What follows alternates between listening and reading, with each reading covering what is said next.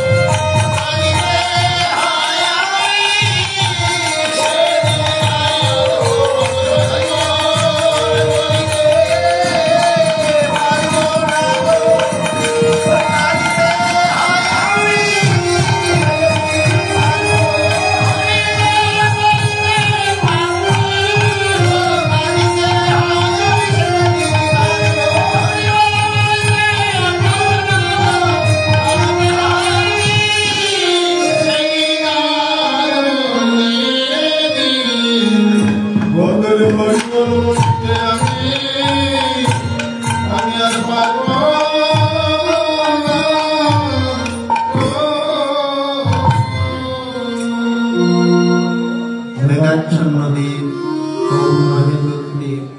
কৃষ্ণ কথাহীন সেই জীবন আমি কাঁদবো। ছেলে মরেছে বলে নয়, যেদিন আমার জীবনে একদিন আসবে এরকম অপেক্ষা আমার হবে, সবার জীবনে আসবে ভক্ত সঙ্গ পাবো না।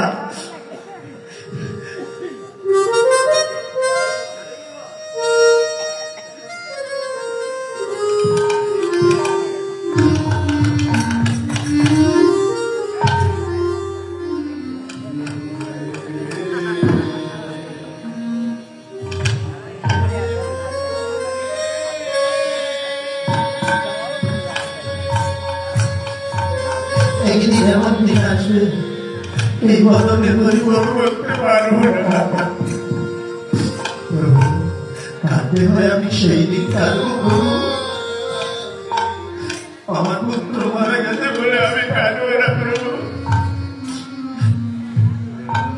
দেখেছেন ভক্ত,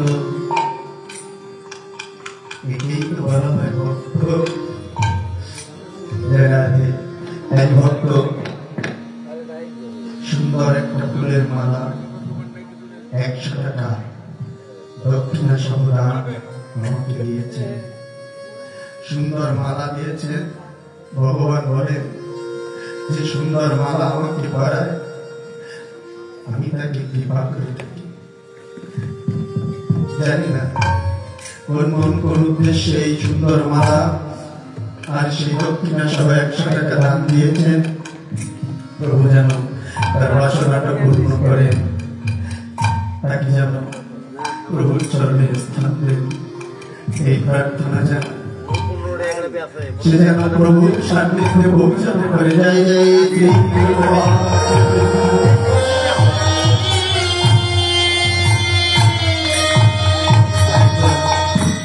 আরেক বাবা 100 টাকা দিয়েছেন। প্রভুর কাছে প্রার্থনা করি, প্রভু তুমি কৃপা করে তোমার চরণে স্থান দিও, ভক্তকে তুমি কৃপা করো, রোগ শোক ব্যাধি থেকে মুক্তি করে তোমার চরণ প্রাপ্তে পৌঁছে নিও। জয় জয় শ্রী গুরুতায় হরি হরি।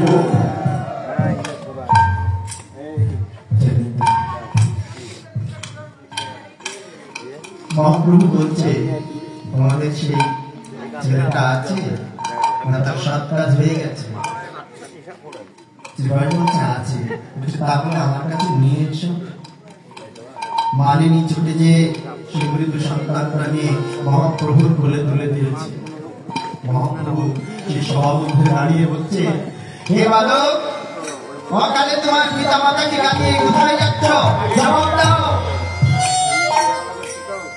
ভক্তরা বলছে মহাপ্রভু মাতাগার হয়ে গেছে, যে মারা যায় সে কথা বলি। এইখানে তো ভগবানের পরিচয়, মরা দেহের ভিতরে প্রাণ দিতে পারে সেই তো স্বয়ং ভগবান।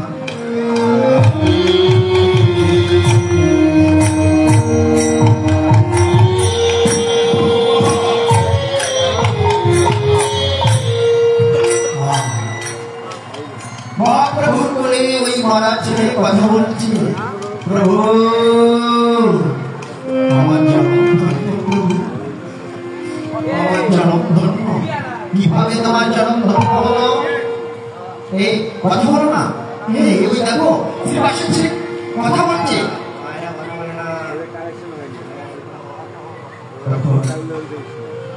ছেলেটা বলছে, প্রভু আমি শ্রীবাসের মতো পিতা পেয়েছি, আমি মালিনীর মতো মা পেয়েছি, যে পিতা মাতার উদ্দেশ্যে জন্ম নিয়ে আমি স্বয়ং ভগবানের কোলে উঠতে পেরেছি। এটাই আমার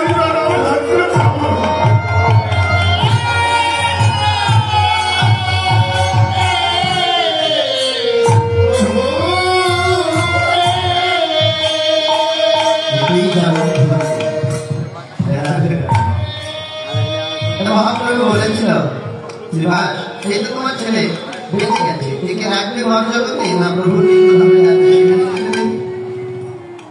শিবাজ বলেছিল, আমি মা যেটা বলবে মালিনীকে ডেকেছে, মালিনী ওমা এদিকে এসো, এই তো তোমার ছেলে বেঁচে গেছে, বলো একে মহার জগতে ধরে রাখতে না সেই প্রভুর নিত্যধামে যেতে দেবে? মালিনী বলেছিল, মা তো প্রভু, আমি মা ডাক শুনতে বড় ভালোবাসি, আমি মা ডাক শুনতে চাই প্রভু, আমাকে কৃপা করে মা ডাক শুনতে দাও। এই তো তোমার পুত্র আছে না প্রভু, তুমি আমাকে মা বলে ডাকবে প্রভু, কথা দাও। তাহলে আমার পুত্রকে আর এই মহার জগতে আমি ধরে রাখবো না। মহাপ্রভু বলেছিল, যতদিন আমি থাকবো তোমাকেও আমি মা বলেই রাখবো। আজ থেকে তোমার এক ছেলে নয় মা, আজকে তোমার দুই ছেলে, নিতাই গৌর তোমার দুটোই পুত্র। গৌর করে গৌর করে